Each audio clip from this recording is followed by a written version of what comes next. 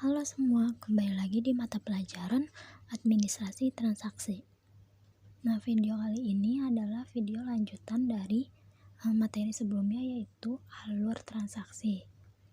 Nah, saat ini kita akan mempelajari mengenai alur transaksi penjualan tunai. Nah, penjualan tunai itu merupakan penjualan yang penyerahan barang serta pembayarannya itu dilakukan secara bersamaan. Nah, perusahaan yang menjual barang eceran seperti toko dan supermarket itu melakukan penjualan barang seluruhnya secara tunai. Lalu, tahap dalam alur transaksi penjualan ini adalah adanya permintaan.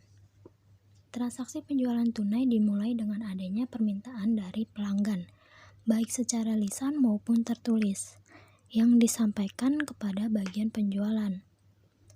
Permintaan pelanggan secara lisan bisa disampaikan melalui telepon atau pelanggan tersebut datang secara langsung. Sedangkan permintaan secara tertulis dapat disampaikan melalui surat pesanan maupun email. Lalu selanjutnya ada nota kontan.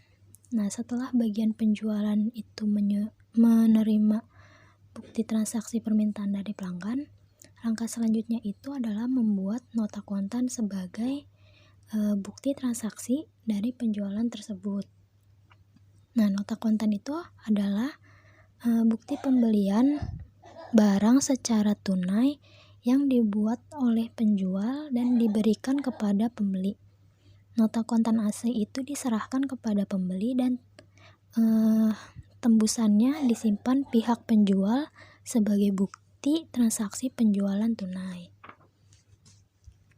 Selanjutnya adalah menyiapkan barang. Ini adalah bagian gudang yang mempersiapkan barang sesuai dengan yang tertulis di dalam faktur. Nah, barang diperiksa terlebih dahulu agar tidak terjadi kekeliruan mengenai jumlah serta kualitas barang yang dibeli oleh pelanggan.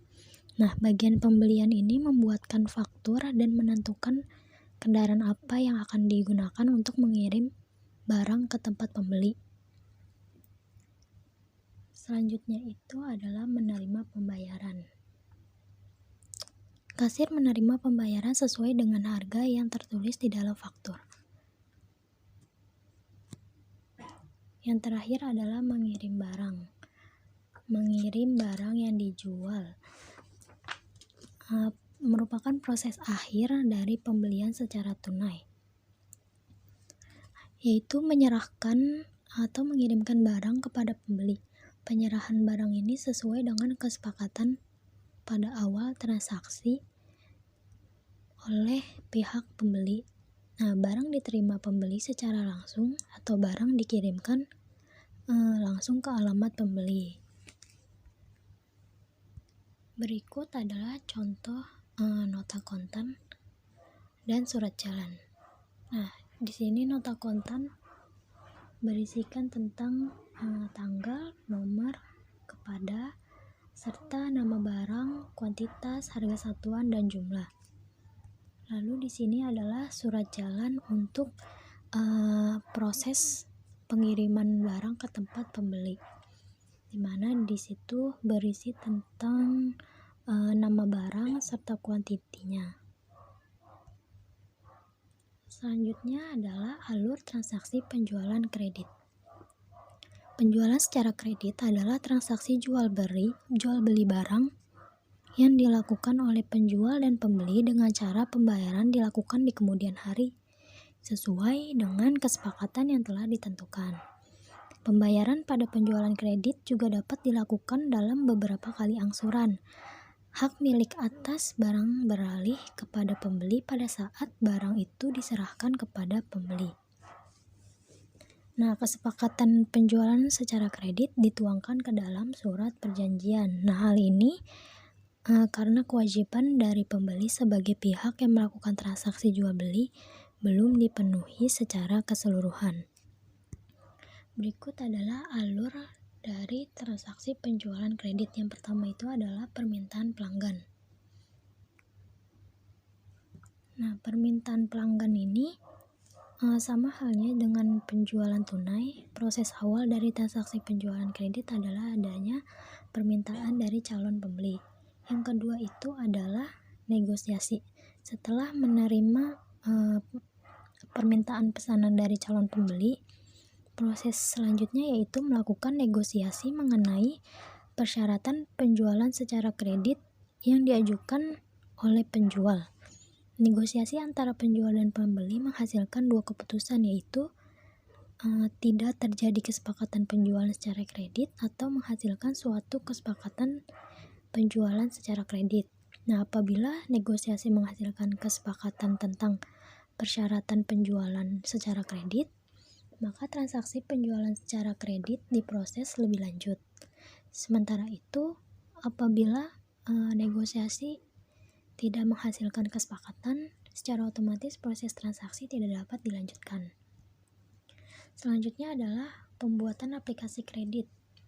Pembuatan aplikasi kredit ini sesuai dengan pasal 1320 KUHP tentang 4 syarat sahnya suatu perjanjian, yaitu harus ada kesepakatan, kecakapan, hal tertentu, dan sebab yang diperbolehkan. Nah, setelah mencapai kesepakatan dalam negosiasi, proses selanjutnya adalah pembeli mengisi formulir aplikasi kredit. Nah, yang sudah disiapkan oleh penjual. Formulir aplikasi kredit setiap perusahaan mempunyai SOP yang berbeda-beda. Nah, akan tetapi isi dari aplikasi biasanya sesuai dengan pasal 1320 KUHP. Selanjutnya adalah observasi atau melakukan observasi pelanggan. Observasi yang dilakukan penjual bertujuan untuk mencocokkan informasi yang disampaikan calon pembeli melalui formulir aplikasi kredit dengan kondisi yang sebenarnya. Dalam melakukan penjualan secara kredit, penjual harus selektif dalam memilih calon pembeli agar terhindar dari resiko kerugian karena kredit macet yang disebabkan oleh tidak adanya proses observasi. Selanjutnya adalah persetujuan kredit oleh atasan perusahaan.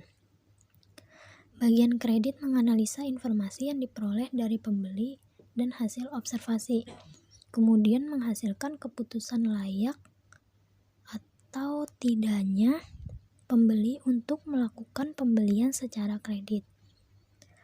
Lalu jika pembeli dianggap layak, maka proses penjualan kredit dapat dilakukan. Namun, jika pembeli diputuskan tidak layak untuk melakukan pembelian secara kredit, penjual akan memberikan konfirmasi kepada pembeli serta memberitahukan alasan penolakannya tersebut. Yang selanjutnya adalah surat perjanjian. Setelah proses pengajuan kredit dari calon pembeli telah disetujui, penjual akan melakukan dan membuat surat perjanjian jual beli dan ditandatangani oleh kedua belah pihak, yaitu pembeli dan penjual. Surat perjanjian ini akan mengikat secara hukum antara penjual dan pembeli agar menjalankan kesepakatan dengan baik. Yang selanjutnya adalah bukti transaksi, yaitu membuat bukti transaksi. Dengan syarat administrasi yang diperlukan lengkap, setelah syarat administrasi yang diperlukan telah lengkap, tahap selanjutnya yaitu menyerahkan kepada bagian penjualan untuk dibuatkan bukti transaksi penjualan, yaitu berupa faktur atau invoice dan surat jalan. Yang selanjutnya adalah mengirim atau menyerahkan barang. Bagian penjualan mengkoordinir bagian gudang agar menyiapkan barang. Setelah itu, bagian pengiriman akan mengantar barang kepada konsumen dengan format surat jalan penjualan kredit sama dengan format penjualan tunai.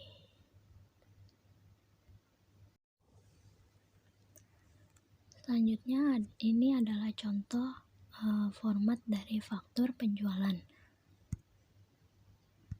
Nah, selanjutnya kita akan membahas mengenai alur transaksi penerimaan dan pengeluaran kas.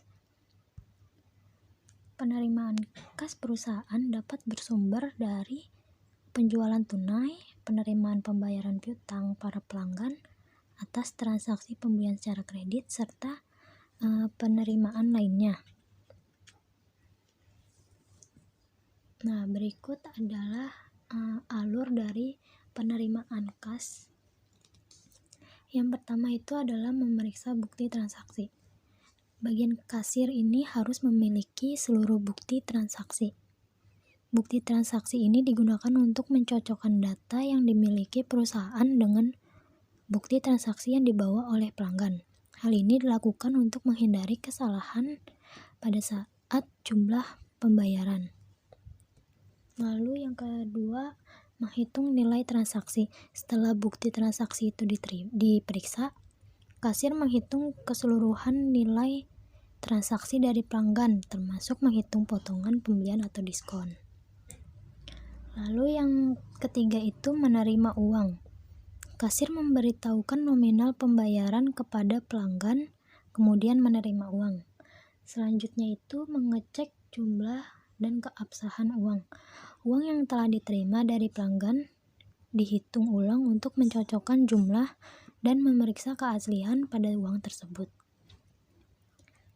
Alur yang terakhir yaitu membuat bukti penerimaan uang. Pelanggan memberikan nominal uang yang sesuai dengan nilai transaksi dan menerima bukti pembayaran dari kasir berupa kwitansi atau struk pembayaran. Selanjutnya adalah pengeluaran kas. Pengeluaran kas perusahaan dapat bersumber dari transaksi pembelian tunai, pembayaran pelunasan utang atas transaksi pembelian kredit, serta membayar biaya lain-lain. Berikut adalah alur dari pengeluaran kas. Yang pertama itu meminta bukti pembelian atau pengeluaran. Bagian keuangan ini akan meminta bukti transaksi pembelian atau pengeluaran uang sebelum melakukan penggantian uang atau pembayaran. Uang tidak dapat dikeluarkan jika tidak ada bukti transaksi. Yang kedua adalah memeriksa keabsahan bukti. Bukti yang diterima dicek kebenarannya untuk menghindari pihak yang ingin melakukan rekayasa bukti transaksi. Lalu langkah selanjutnya adalah menyerahkan uang. Setelah memeriksa bukti transaksi dan jumlah transaksinya, bagian keuangan akan membayar sejumlah uang sesuai dengan yang tertulis dalam bukti transaksi. Dan langkah yang terakhir ini adalah meminta bukti. Pihak penerima uang akan membuatkan bukti pembayaran. Dalam perusahaan, pembayaran tidak dilakukan oleh bagian keuangan. Bagian keuangan itu hanya bertugas sebagai memeriksa bukti, mengeluarkan uang, dan menerima bukti pembayaran. Oke, sekian materi tentang alur transaksi. Semoga dapat dipahami dan dimengerti. Sampai jumpa.